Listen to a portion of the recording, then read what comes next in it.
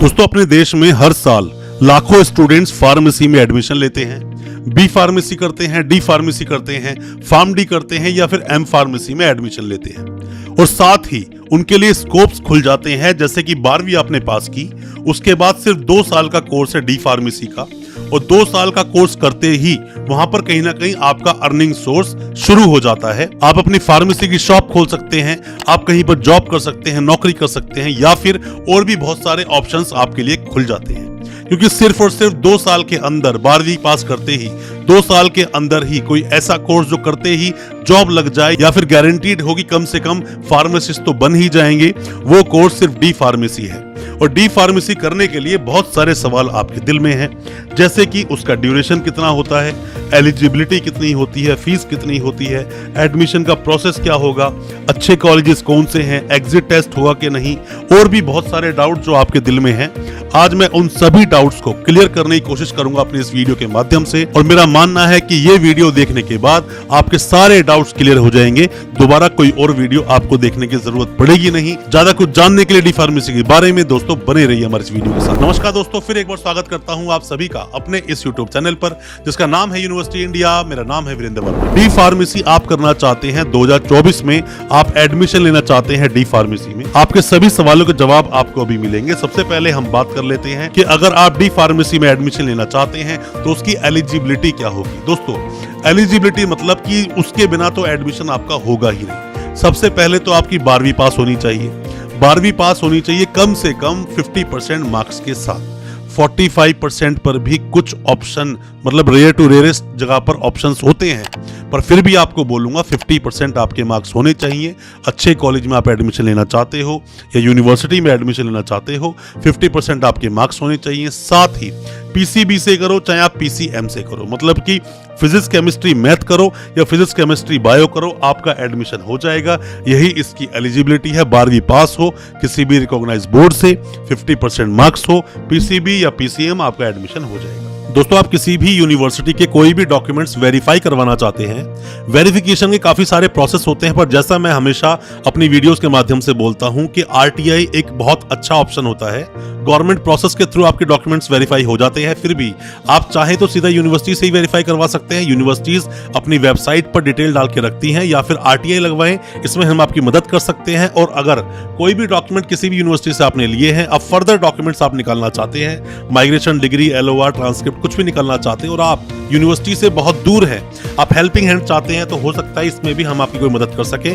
कोई भी डॉक्यूमेंट्स जो आपके यूनिवर्सिटी में भी पेंडिंग है, और दोस्तों कोई भी आप मदद चाहते हैं वेस्ट प्रोसेस में या फिर डिग्री को वेरीफाई करवाने के लिए, आप हमसे भी कांटेक्ट कर सकते हैं। अब हम बात करते हैं फीस के बारे में। डी फार्मेसी की फीस क्या होती है। दोस्तों, अगर आपने रुख किया कॉलेज का, तो कॉलेज में आपकी जो फीस होगी वो 25,000 रुपए से लेकर 75,000 रुपए तक पर ईयर की फीस 2 साल की हो सकती है। मतलब कि पर ईयर की फीस आपको इतनी देनी पड़ सकती है। 2 साल से कैलकुलेट करेंगे, मतलब कि अगर 1 साल की फीस होती है 40,000, तो 2 साल की फीस होगी 80,000। ये फीस है कॉलेजेस की। और अगर आप प्राइवेट यूनिवर्सिटीज का रुख करते हैं तो वहां कम से कम फीस 1 लाख रुपए पर ईयर आपको देनी पड़ सकती है। 2 साल में 2.5 से 3 लाख रुपए तक का खर्चा आपका हो सकता है। ये आपको मान के चलना पड़ेगा।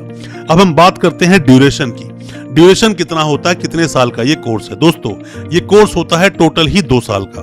2 साल में आपका कोर्स कंप्लीट हो जाता है। जैसे ही आपने 12वीं पास करी, आपका एडमिशन डी फार्मेसी में हो जाएगा। 2 साल का कोर्स होगा, 2 साल की आप एजुकेशन लेंगे, उसके बाद फार्मासिस्ट आप बन जाते हैं।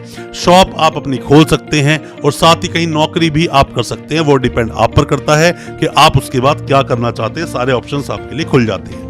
अब बात करते हैं एडमिशन प्रोसेस की, कि एडमिशन आपका कैसे होगा। दोस्तों, बहुत सारे कॉलेजेस, बहुत सारे यूनिवर्सिटीज एंट्रेंस बेस पर एडमिशन लेते हैं, पर आपको बहुत सारे ऑप्शंस ऐसे भी मिलेंगे जहां आपका डायरेक्ट एडमिशन हो जाएगा। कोई एंट्रेंस आपको देने की जरूरत नहीं, डायरेक्ट एडमिशन होगा। सिर्फ आपकी एलिजिबिलिटी क्राइटेरिया जो मैंने आपको बताया, 50% मार्क्स, कोई भी रिकॉग्नाइज्ड बोर्ड और पीसीएम या पीसीबी, तो इसके आधार पर आपका एडमिशन हो जाता है।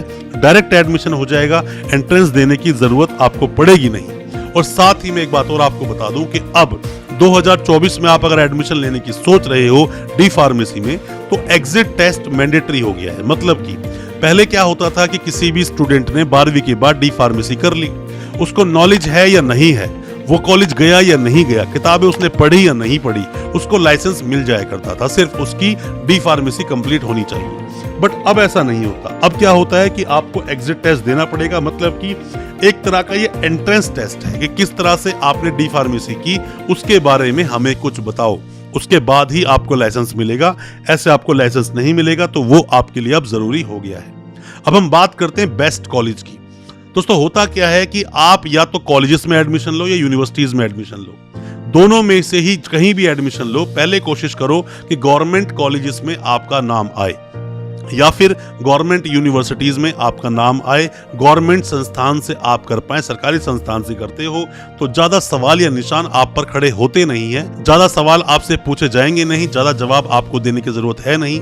पर अगर गवर्नमेंट संस्थान में आपका नंबर नहीं आता है तो आप प्राइवेट संस्थानों में भी एडमिशन ले सकते हैं, प्राइवेट यूनिवर्सिटी में एडमिशन ले सकते हैं, प्राइवेट कॉलेज में एडमिशन ले सकते हैं, बशर्ते सिर्फ शर्त एक ही है कि उस कॉलेज का या उस यूनिवर्सिटी का पीसीआई रजिस्ट्रेशन होना चाहिए, फार्मा काउंसिल ऑफ इंडिया में उसका रजिस्ट्रेशन होना चाहिए, मतलब कि पीसीआई का अप्रूवल उस यूनिवर्सिटी या उस कॉलेज को होना चाहिए, वरना किसी काम की आपकी डी फार्मेसी रहेगी नहीं। और इसके साथ साथ ही आप ये भी देख लें कि उस कॉलेज या उस यूनिवर्सिटी को कितनी सीट्स की मान्यता मिली है।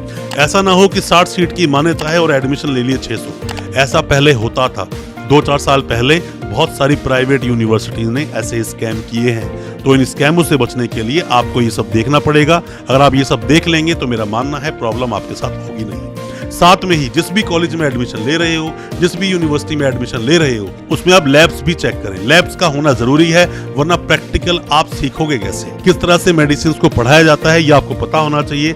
लैब से आपको बहुत हेल्प मिलेगी। अगर हम दोस्तों बात करें एज की, तो एज काफी ज्यादा एज के लोग भी डी फार्मेसी करते हैं। ऐसी बात नहीं है कि अगर आपकी एज 35-40 साल की हो गई तो आप डी फार्मेसी आप कर ही नहीं सकते, ऐसा कुछ नहीं है। पढ़ाई की कोई एज नहीं होती। पर हाँ, ये हो सकता है कि कभी कभी किसी एंट्रेंस टेस्ट में या एग्जिट टेस्ट में कोई एज का बार डाल दिया जाए तो एक बात अलग है, वरना आप कर सकते हैं। इजी अर्निंग कोर्स है, 12वीं पास करते ही आपकी अर्निंग शुरू हो जाती है, पैसा कमाना आप शुरू कर देते हो और आपकी जॉब पक्का लग ही जाती है कहीं ना कहीं, या फिर आप फार्मासिस्ट तो बन ही जाते हो। कुल मिलाकर डी फार्मेसी करना बहुत अच्छा रहेगा। डी फार्मेसी को चूज करना बहुत अच्छा एक ऑप्शन है। आप डी फार्मेसी कर लेते हो तो कुछ ना कुछ तो ऑप्शन आपको मिल ही जाएगा, कुछ ना कुछ अर्निंग सोर्स आपका बन ही जाएगा। दोस्तों उम्मीद करता हूं डी फार्मेसी के जो भी आपके दिल में सवाल थे उन सब का मैंने जवाब दिया होगा। फिर भी कोई सवाल आपके दिल में है, एडमिशन से रिलेटेड कोई भी जानकारी चाहते हैं, कोई भी असिस्टेंस चाहते हैं, किसी कॉलेज के बारे में जानना चाहते हैं, किसी यूनिवर्सिटी के बारे में जानना चाहते हैं, कमेंट बॉक्स में अपने सवाल पूछें या हमें व्हाट्सएप करें, हम आपको उसका रिप्लाई देंगे। हो सकता है हमारे किसी रिप्लाई से आपकी कोई मदद हो सके। अच्छा लगा आज का वीडियो, हमारी वीडियो को ज्यादा से ज्यादा अपने दोस्तों परिजन परिवार तक शेयर करें ताकि वो भी अपने आप को जानकार बना सके। चैनल को सब्सक्राइब करना बिल्कुल ना भूलें, साथ में लगा बेल आइकन जरूर दबा दें ताकि इसी तरह की एजुकेशनल वीडियोस आप तक पहुंच सके सबसे पहले। बहुत बहुत शुक्रिया, तो धन्यवाद हमारे इस वीडियो के साथ बने रहने के लिए।